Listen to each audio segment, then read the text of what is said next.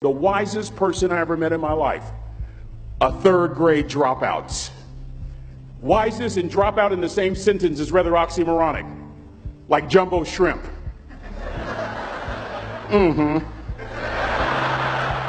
Like fun run, ain't nothing fun about it.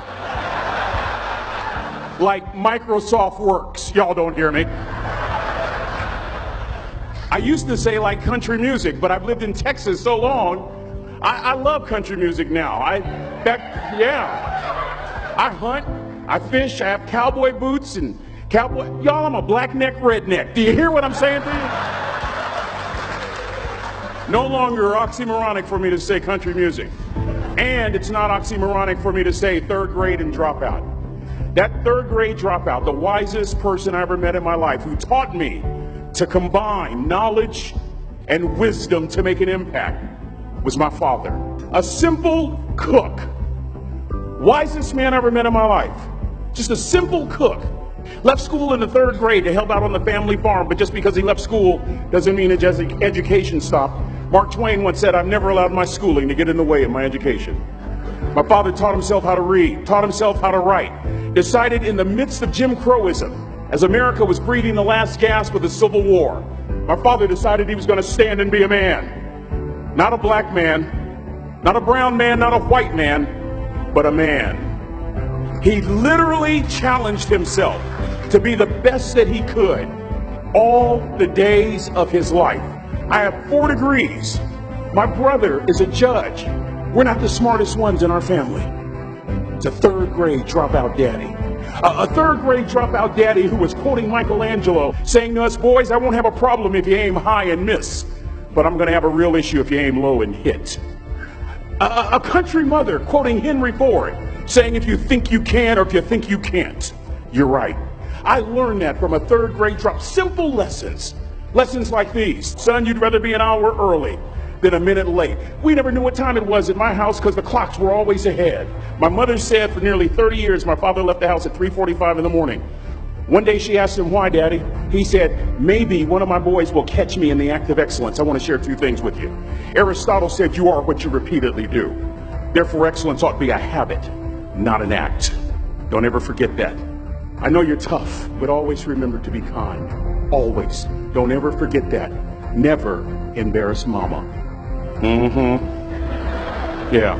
If mama ain't happy, ain't nobody happy. If daddy ain't happy, don't nobody care. But I'm trying to tell you. Next lesson. Lesson from a cook over there in the galley. Son, make sure your servant's towel is bigger than your ego. Ego is the anesthesia that deadens the pain of stupidity. Y'all might have a relative in mind you want to send that to. Let me say it again. Ego is the anesthesia that deadens the pain of stupidity. Pride is the burden of a foolish person. John Wooden coached basketball at UCLA for a living, but his calling was to impact people. And with all those national championships, guess what he was found doing in the middle of the week? Going into the cupboard, grabbing a broom, and sweeping his own gym floor. You want to make an impact? Find your broom. Every day of your life, you find your broom. You grow your influence that way. That way you're attracting people so that you can impact them. Final lesson. Son, if you're going to do a job, do it right. I've always been told how average I can be. Always been criticized about being average. But I want to tell you something. I stand here before you, before all of these people, not listening to those words, but telling myself every single day to shoot for the stars, to be the best that I can be. Good enough isn't good enough if it can be better, and better isn't good enough if it can be best. Let me close with a very personal story that I think will bring all this into focus. Wisdom will come to you in the unlikeliest of sources, a lot of times through failure. When you hit rock bottom, remember this. While you're struggling, rock bottom can also be a great foundation on which to build and on which to grow. I'm not worried that you'll be successful. I'm worried that you won't fail from time to time. The person that gets up off the canvas and keeps growing, that's the person that will continue to grow their influence. Back in the 70s, to help me make this point, let me introduce you to someone. I met the finest woman I'd ever met in my life. Back in my day, we'd have called her a brick house. This woman was the finest woman I'd ever seen in my life. There's just one little problem. Back then, ladies didn't like big old linemen. The blind side hadn't come out yet.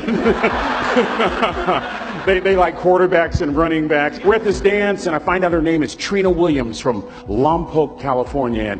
And we're all dancing, and we're just excited. And I decide in the middle of dancing with her that I would ask her for her phone number. Trina was the first one. Trina was the only woman in college who gave me her real telephone number. The next day, we walked to Baskin & Robbins ice cream parlor. My friends couldn't believe it. This has been 40 years ago, and my friends still can't believe it. We go on a second date, and a third date, and a fourth date. We drive from Chico to Vallejo so that she could meet my parents. My father meets her. My daddy, my hero, he meets her, pulls me to the side and says, "Is she psycho?" But anyway, we go together for a year, 2 years, 3 years, 4 years. By now, Trina's a senior in college. I'm still a freshman, but I'm working some things out. I'm so glad I graduated in 4 terms. Nixon, Ford, Carter, Reagan. So now it's time to propose. So I talk to her girlfriends, and it's California, it's in the 70s, so it has to be outside. You have to have a candle, and you have to have, some chocolate. Listen, I'm from the hood. I had a bottle of Boone's Farm wine. That's what I had. She said yes. That was the key. I married the most beautiful woman I'd ever seen in my life. Y'all ever been to a wedding, and even before the wedding starts, you hear this? How in the world? And it was coming from my side of the family.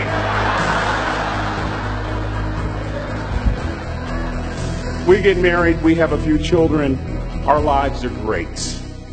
One day, Trina finds a lump in her left breast. Breast cancer.